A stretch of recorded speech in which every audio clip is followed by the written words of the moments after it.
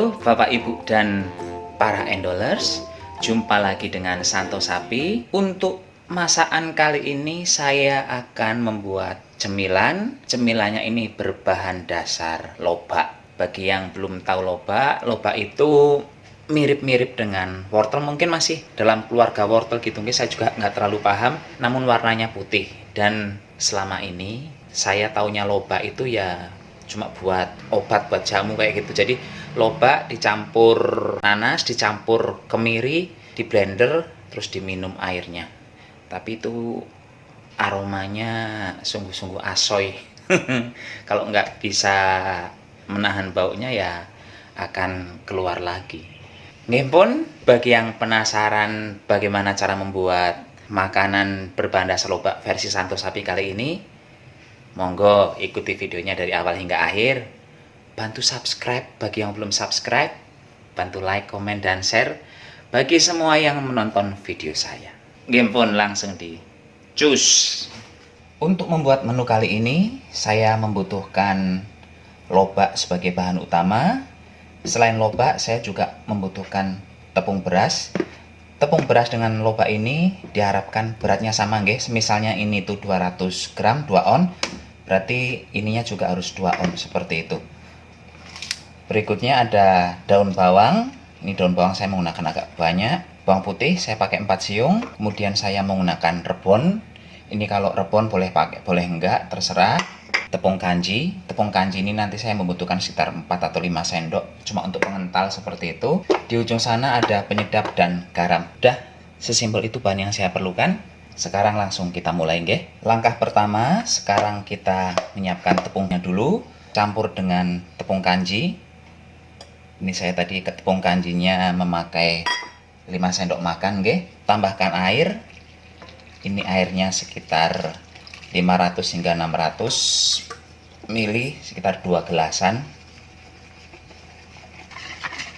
Setelah dicampur rata seperti ini, kita sisihkan dulu.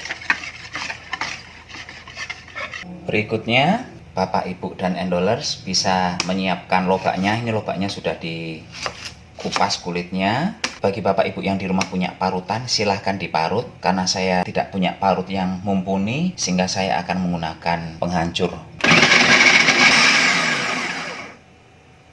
Hasilnya seperti ini.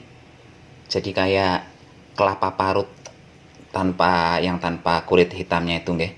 Tahap berikutnya kita akan ngiris-iris bawang putihnya ini.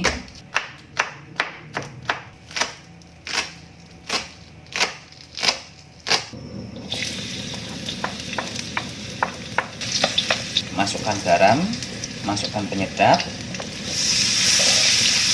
Ini masukkan rebon juga. Nanti jangan terlalu besar. Masukkan parutan lobaknya tadi. Ini terus saja ditumis begini hingga lobaknya layu. Kalau mau cepat layu sih sebenarnya lobaknya tadi diperas. Nggak diperas juga nggak masalah, cuman ya jadi lama karena nunggu airnya harus kering.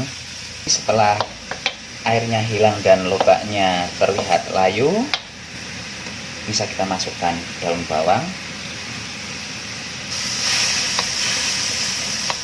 Kita akan memasukkan cairan tepung tadi ya, kita masak jadi kayak jenang. Di tempat lain sekarang kita bisa menyiapkan loyang. Loyangnya diolesi minyak, karena setelah kita membuat jenang, kita akan mengukus jenang tersebut.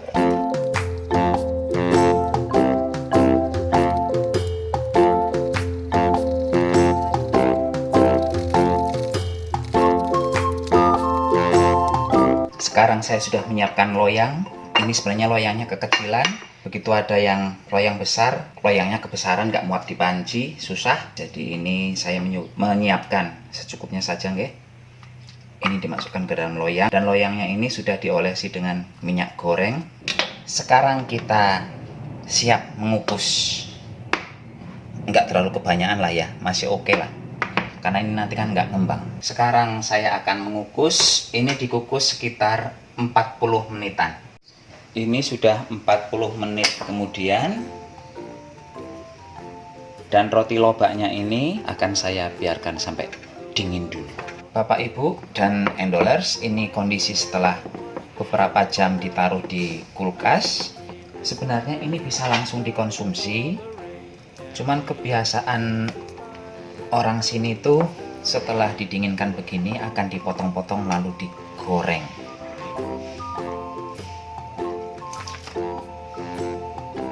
Ini langsung dipotong sajalah ya, diiris begini.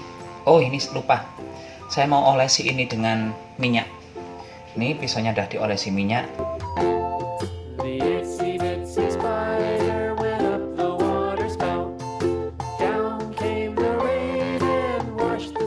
Saya hanya akan menggoreng separuh saja, ini udah saya potong-potong. Sisanya akan saya simpen, saya taruh di kulkas. Beberapa hari lagi akan saya goreng, atau mungkin nanti malam atau besok ketika saya butuh baru akan saya goreng.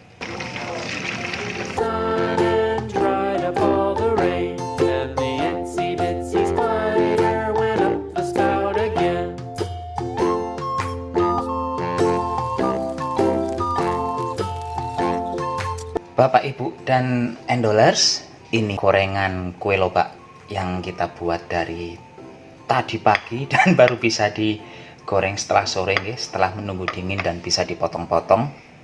Ini hasilnya begini. Cantik ya warnanya ya. Sekarang saya akan mengicipi bagaimana tekstur, bagaimana rasanya kayak gitu. Kalau dari penampilan sih menarik ini. Dan aroma wangi dari rebon dan bawangnya itu kuat banget. Silahkan dicoba bagi yang mau mencoba. Saatnya mencicipi. Ini saya ngambil yang agak jelek-jelek karena yang di piring tadi itu belum difoto. Jadi ngambil yang rupanya buruk rupa. Tapi oke saja sih kalau cuma bentuk yang jelek. Tuh, bagian dalamnya seperti itu. Ini makanan begini kayak mengingatkan saya dengan jadah goreng. Aromanya aroma udang dengan bawang putihnya kerasa banget. Kalau bagian kulitnya luarnya sih renyah banget. Ini cocoknya makan sama saus pedas. Rasanya ini gurih banget. Saya termasuk orang yang jarang banget makan lobak, dan untuk menu kue lobak goreng ini baru yang kedua atau yang ketiga kalinya saya makan. Biasanya gorengan-gorengan begini tuh dijual di food court yang jualan itu biasanya orang Tionghoa. Orang Jawa nggak ada yang jualan begini. Lumayan enak sih, tapi nggak yang enak banget kayak gitu, nggak, enak saja. Dan ini sebagai gorengan alternatif deh. Siapa tahu lagi bosan goreng tempe, goreng tahu, goreng pisang kayak gitu. Bikin kayak gini kan juga enak. Selain itu kan banyak manfaatnya juga lobak. Cuman ya itu kan harus digoreng jadi agak bermasalah. Mungkin kalau pas dikukus langsung dikonsumsi itu lebih banyak manfaatnya ya. Nggak usah digoreng-goreng, langsung aja dimakan, toh udah matang juga. Demikian saja Bapak Ibu dan endolers, acara masak-memasak membuat kue lupa namanya, lobak, kue lobak kali ini. Sampai jumpa di video berikutnya. Tetap jaga kesehatan, gunakan masker kalau keluar rumah. Di Batam sekarang si Koronces itu lagi banyak banget penambahannya. Kemarin aja satu hari hampir 50 orang nambahnya. Agak sedikit mengkhawatirkan kondisi di Batam. Mungkin pun Santo Sapi mohon pamit. Sampai jumpa di video berikutnya. Bye-bye.